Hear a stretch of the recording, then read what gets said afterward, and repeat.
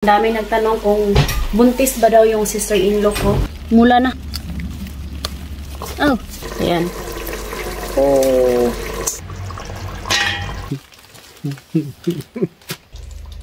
Ayan, nagbukas pala yung biyanan ko na laki ng watermelon. Sobrang itim ko na guys. Palagi kasi akong nakatambay dun sa garden. Nagbunot ng mga damo. So kaya naitim na. Ganon talaga yung buhay. Kung hindi tayo magsipag, wala tayong kakainin. At least ngayon, may nakita na ako sa aking mga pinaghirapan ba. Lahat namunga na. So kaya sobrang saya ko talaga. Mamaya ipakita ko sa inyo. Ngayon, magluluto ako ng chicken. Hindi ko alam kung paano ko to lutuin. Kasi kahapon, nagluto na ako ng adobong manok with patatas na gustuhan naman ng mga bata at saka ni Habi. And ngayon, hindi ko alam kung siguro kalderita na lang siguro yan.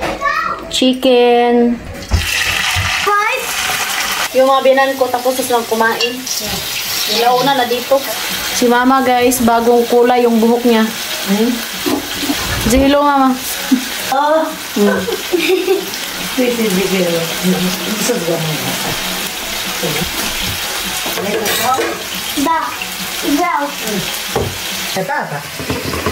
Yung biyanan ko na babae, wala siyang allergy pag nagkulay siya ng buhok. Yung nanay ko talaga guys, ang daming nagsasabi na isalon mo naman yung nanay mo. Pero yung nanay ko kasi, pag yung mga lipstick, mga yung Arios, mga hikaw, lahat yan, hindi talaga pwede si nanay kay manghupong siya guys pag naglalagay siya ng kulay sa buhok.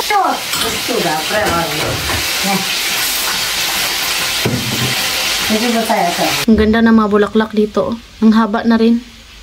Yan.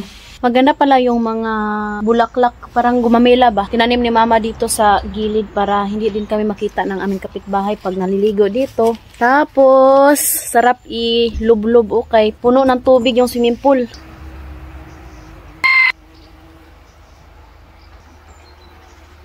Ang ganda ng bulaklak. Ito naman yung white. Sa atin is red gumamela.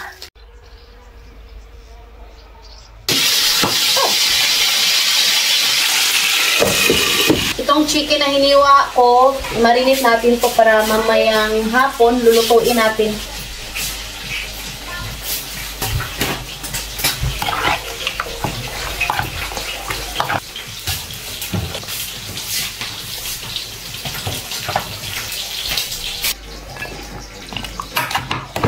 Marinate ko na natin to guys.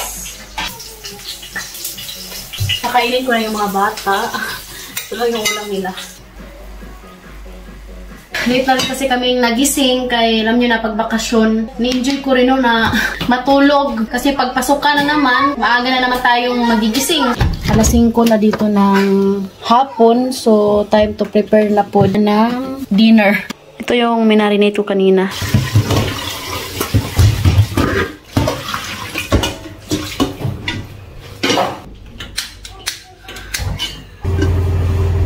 Mabango tong ating manok kay nakababad sa onion. Hindi na ako nagyawa pa ng onion. Ito na yung gagamitin natin. Diba? Ang bango.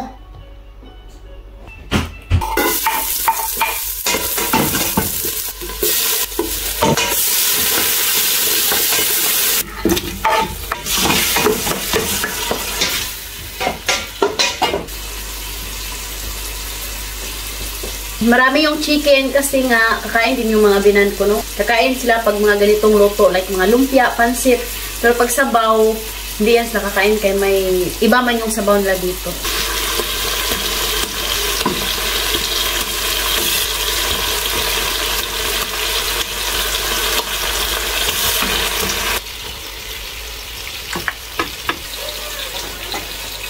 Nandito na si Daddy, guys. Sobrang ano siya, pagod kay ngayon lang daw natapos yung control sa kanilang trabaho ba. Kay every year may control sila, mga infection ba. Si Daddy nag-work siya sa municipal dito sa village. Yung work niya is public administration. Office, tama-tama lang yung sahod.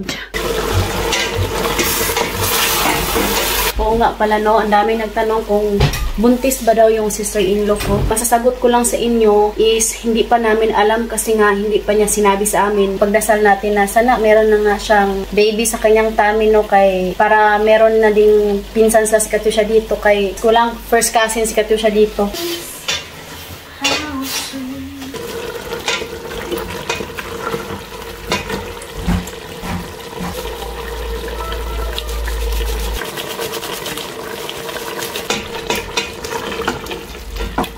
Guys, hindi kami nakabili ng bill paper. No problem. Kasi nga may tanim sila si Bianan sa garden. Ay, umulan. No problem. Kaya may umbrella ka.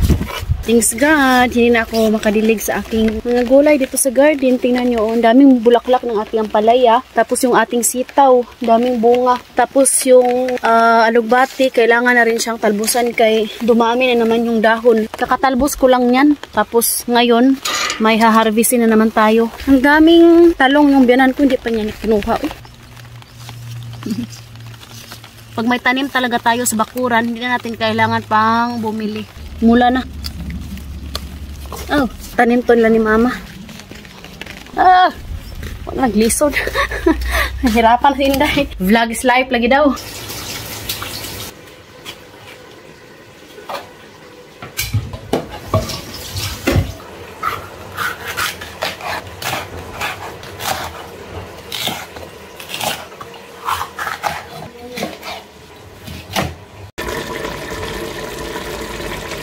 Para siyang papaya, pero melon to.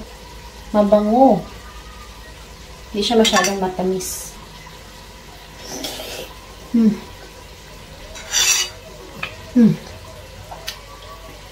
Si Bianan, na babae, pag kumakain siya nito, nilagyan niya ng asukal. Pero para sa akin, tamang-tama lang yung tamis.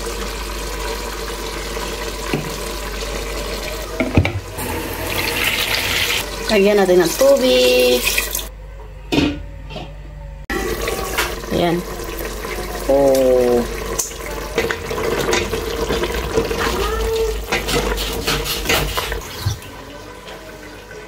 Nagdagan ko lang siya ng sabaw. Baka kulangin siya ng sabaw. Lang yun na, yung bata. Mahilig sila sa sabaw. He's here? Yet no one is helping. If you're someone who truly... Boys. Daddy!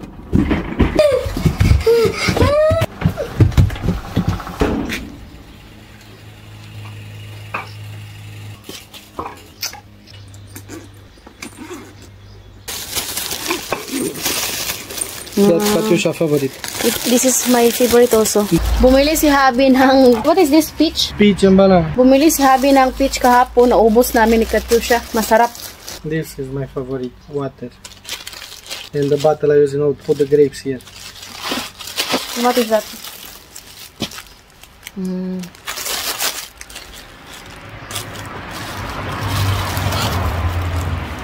What is this, Kimba? I need to transfer the grape. To transfer this. Bahalag pobre, basta hilas. It is if you little like this. It is. Like the hotel of Carabao. Melam. Para sa aking tomato paste, ito yung gagamitin ko.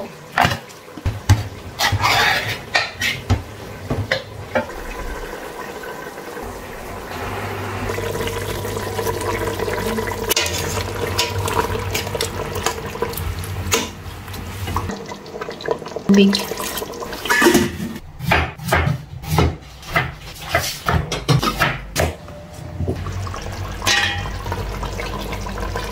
Ilagay natin itong patatas.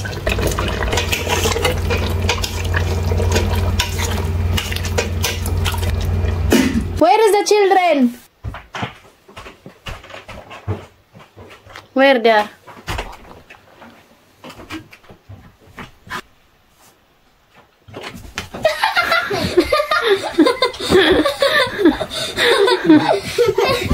Facile.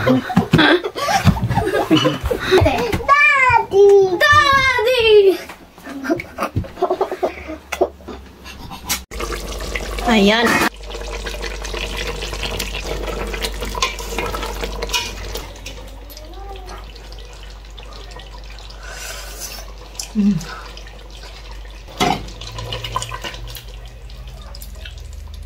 Tama na to, guys. So, ayan guys, tapos na yung ulam natin for dinner. Thank you for watching. Hope you enjoyed. Don't forget to like and subscribe to YouTube channel and Facebook page, The Petri Family. Bye! Bye!